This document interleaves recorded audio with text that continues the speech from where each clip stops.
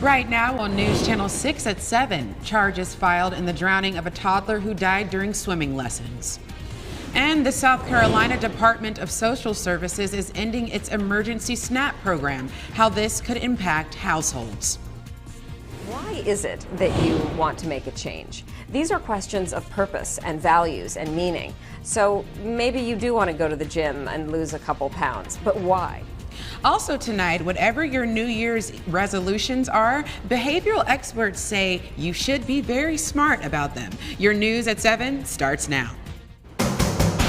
Live from Television Park, this is WJBF News Channel 6 at 7.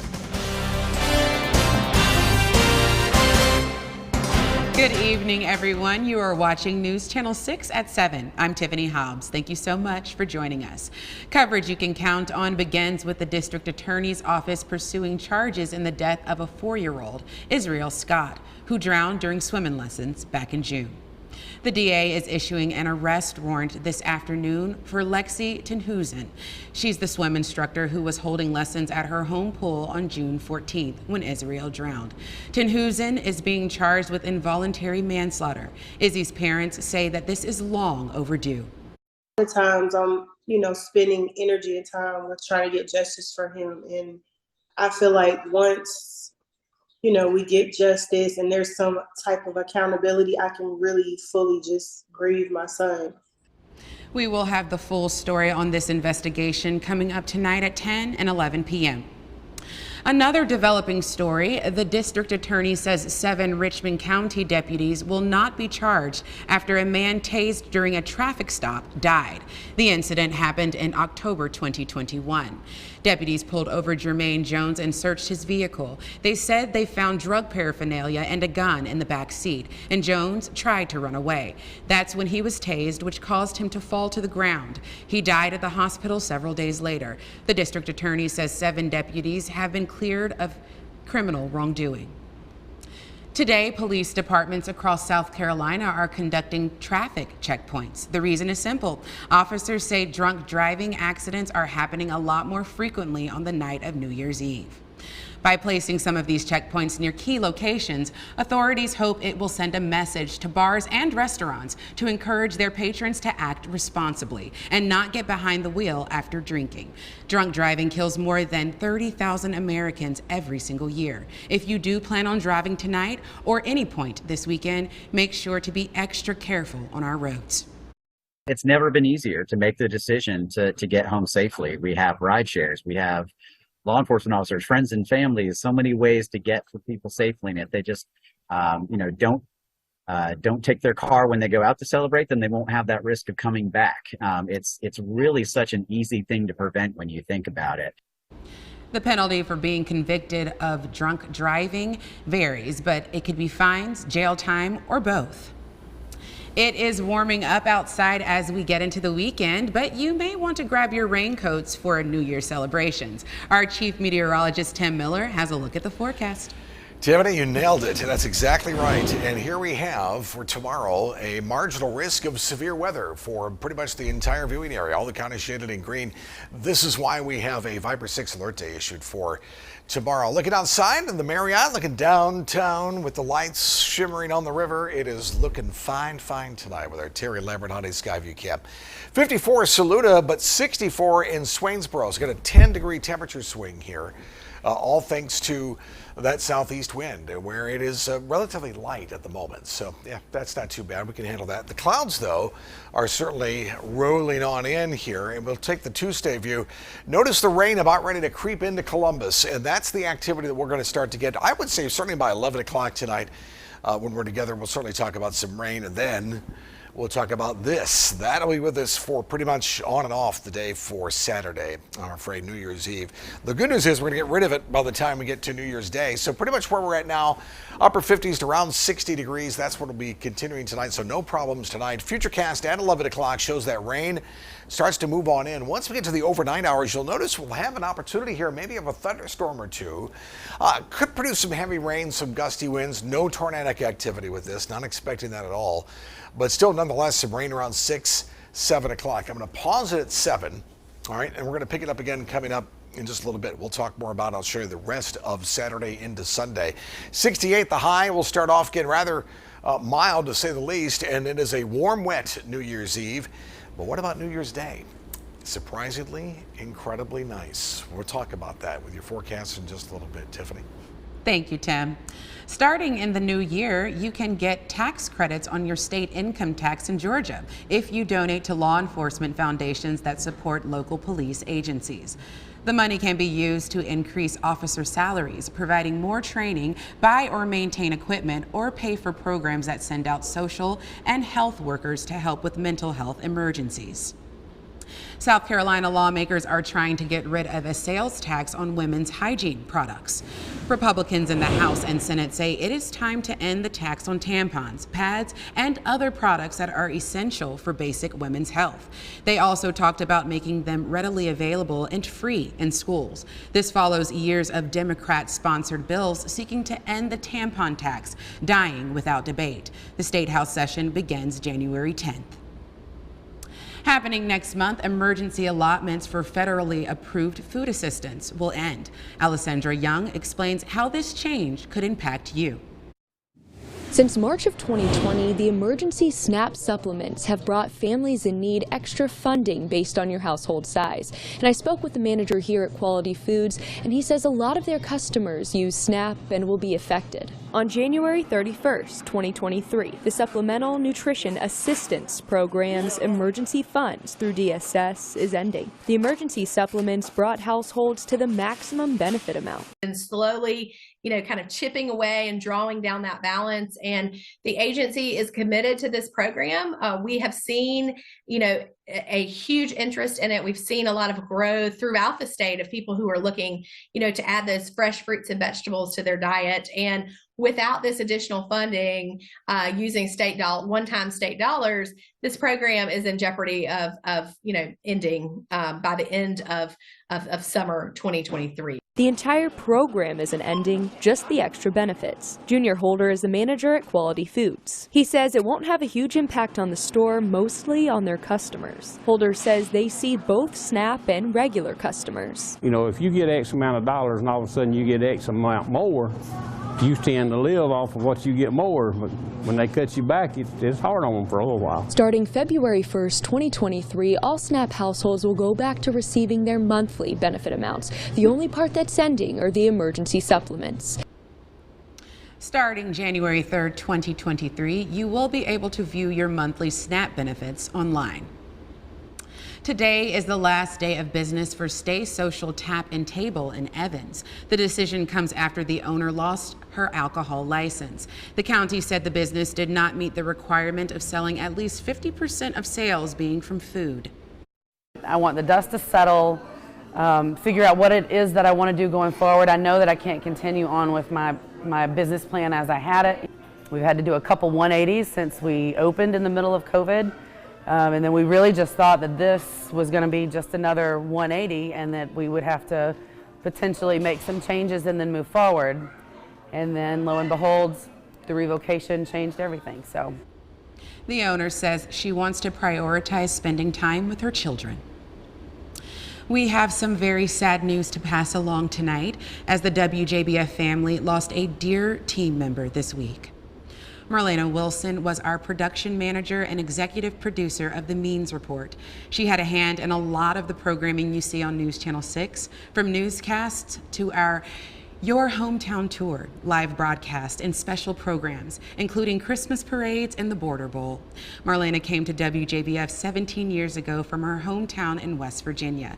She loved her parents, her fur babies, and the Backstreet Boys. She really loved the Backstreet Boys.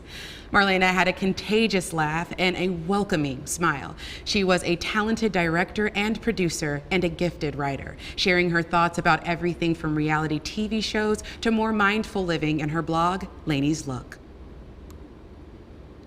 Visitation will be Friday, January 6th at 1 p.m. at Platt's Funeral Home in Evans, followed by a service at 2 p.m. Marlena is survived by her father, Rob. What's up, Georgia? It's Friday. Hey, I'm John Crow with your Cash 3, Cash 4 Georgia 5 evening drawings. Hey, Georgia, go online and play Georgia Lottery Digi Games. Over 50 fun digital games to choose from, and you can even play some of your other favorite lottery games. Go to playdigi.com and play now. All right, moving on to Cash 3. Your first winning number is 1. That's followed by 1, and your final winning number is 5. Again, there is 1, 1, and 5. Congratulations.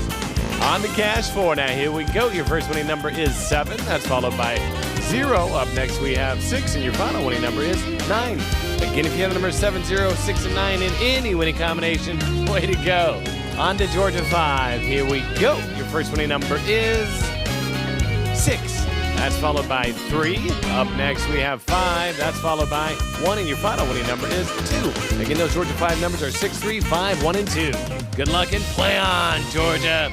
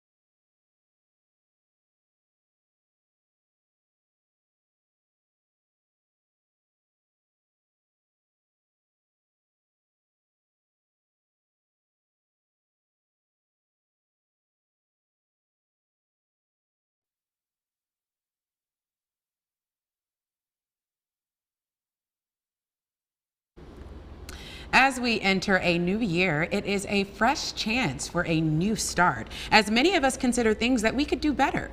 Alexis Christoforous has some tips on how to make and keep your New Year's resolution for 2023. This time of year, many Americans commit to a New Year's resolution, but sticking to it isn't easy. Resolutions are specifically hard to keep because they're often a decision to either do or to not do something. Licensed psychologist Dr. Melissa Bodine says to think about setting a goal rather than a resolution, and more specifically, a SMART goal. So a SMART goal, I hear this acronym a lot, is a goal that is specific, measurable, attainable, relevant, and time-bound. So make sure your goal is not vague, like I want to be more active, but specific, such as I want to run a marathon, and make it measurable so you can track your progress. Instead of I just want to lose weight, it's I want to lose 10 pounds. Dr. Bodine says to make sure it's attainable considering the amount of time and effort it will take, and relevant to the bigger accomplishments you want to achieve in your life. If your broad goal is to be more creative, maybe writing a book is a good goal for you, but maybe running a marathon isn't. And set a goal that is time-bound by having a date you want to reach it by. Once you've set your goal, write it down and break it up into smaller steps. If your goal is to run a marathon, step 1 could be signing up. You are much more likely to do the training and to accomplish the goal if you've already signed up for it, you have a date for it. Set a smaller goal for each week, rewarding yourself when you reach your weekly goals. You know, watching your favorite show on Netflix, so you're saving it till the end of the week until you hit your goal. Dr. Bodine says if you miss a step, get back on the horse and know that you can still make progress toward your goal. Progress is hard. Give yourself grace. If you had one extra cheat day or whatever it may be, wake up the next morning and start again. Alexis Christoforous, ABC News. Well, some feel like New Year's resolutions are overrated, and others feel like they have some things to check off in 2023. One woman tells us she is keeping her goals specific. Because I'm comfortable doing the things that I'm used to doing. So my goal this year is really to just get uncomfortable and just grow in general, in life, in love, and just especially in life. If you haven't already, you still have one more day to create a list. Safety officials in Georgia and South Carolina want to remind you to stay safe if you plan to use fireworks as you ring in the new year. Make sure to only buy fireworks from a licensed fireworks dealer. Follow all state and county laws and ordinances as they can change depending on where you are. Light one firework at a time. Never try to relight a firework, and always have a hose or bucket of water handy. It's mainly just being safe, not being too close to each other, not doing anything in a large crowd. If you do it close to a building or a structure, inadvertent things can happen. Chief Wells also suggests not using fireworks if you've been drinking a lot of alcohol, and keep them away from young children.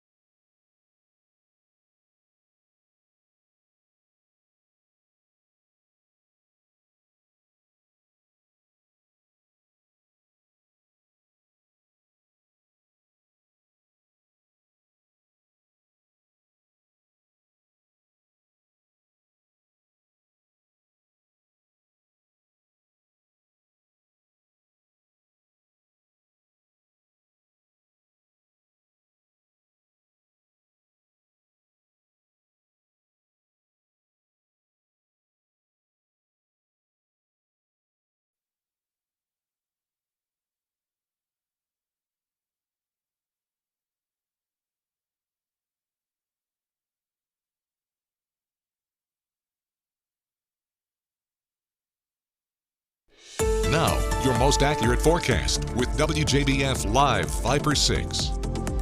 Diorama out here, 30 degrees, Christmas Eve. It's 70, thereabouts tomorrow.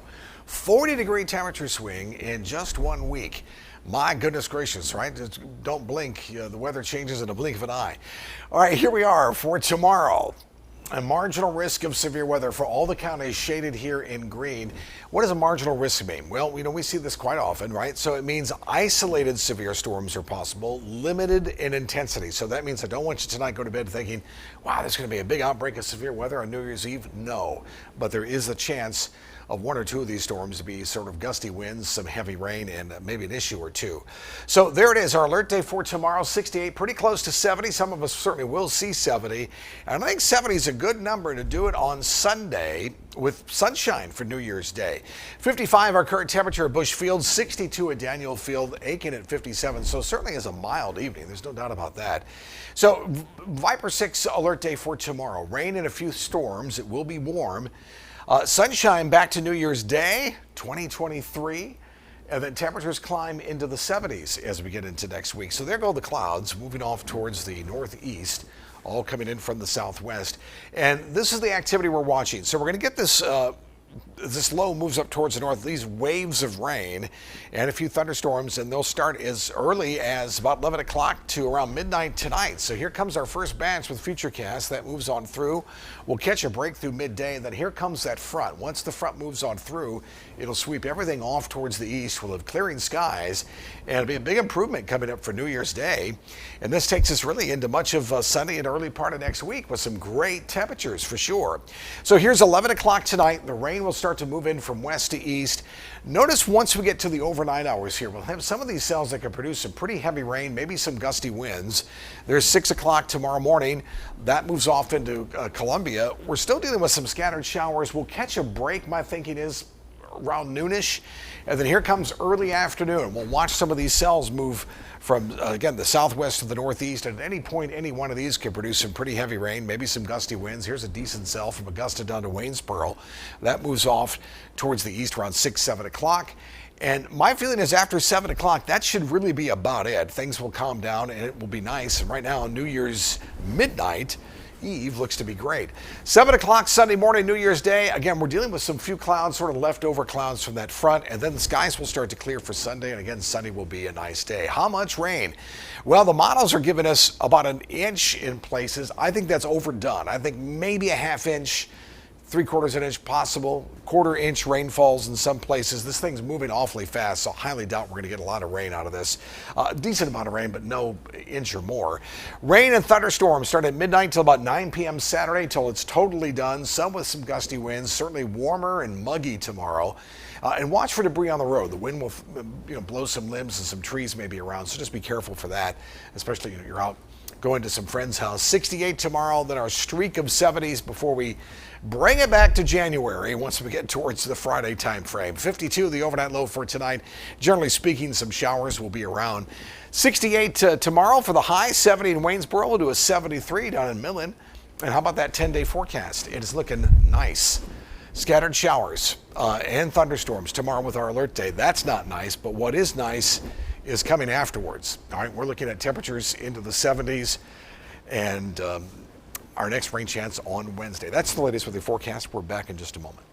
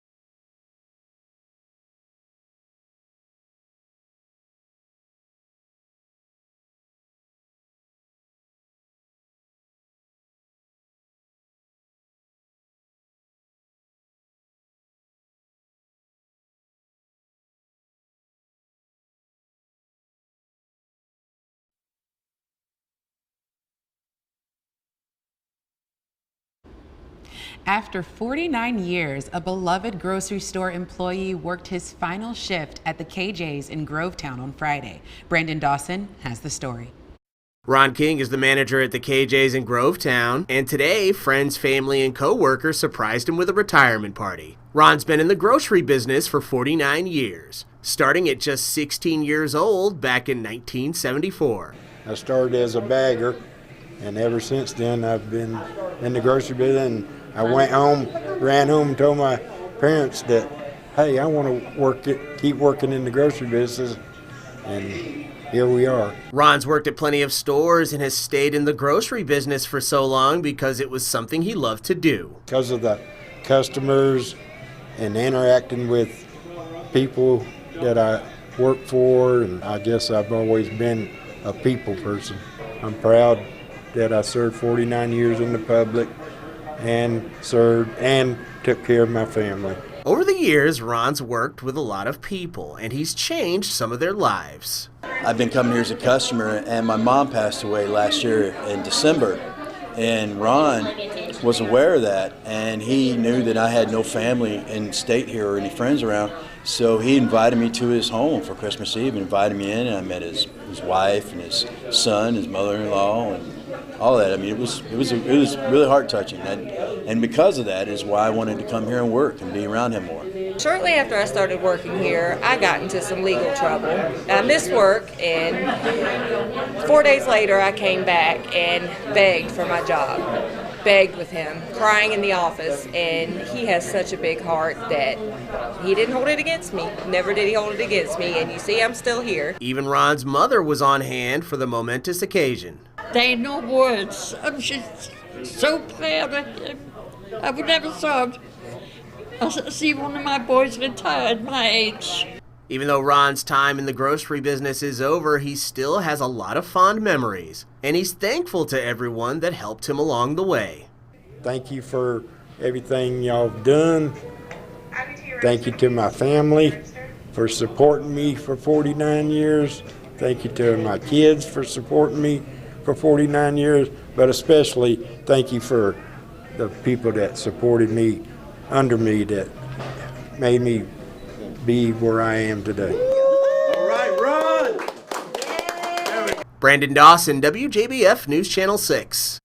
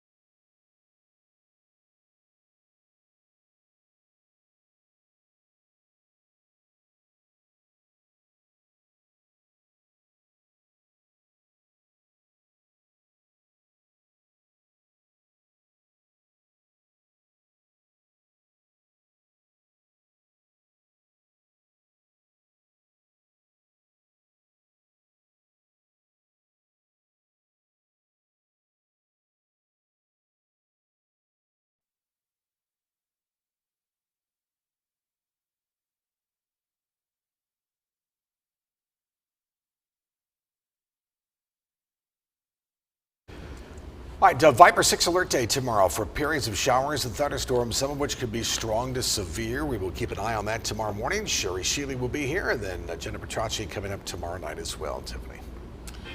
All right. Well, I'm looking forward to some warm weather weekend. Yes, indeed. All right. Well, we will see you again at 10 on MeTV, and we are always with you on WJBF.com. Entertainment Tonight is next.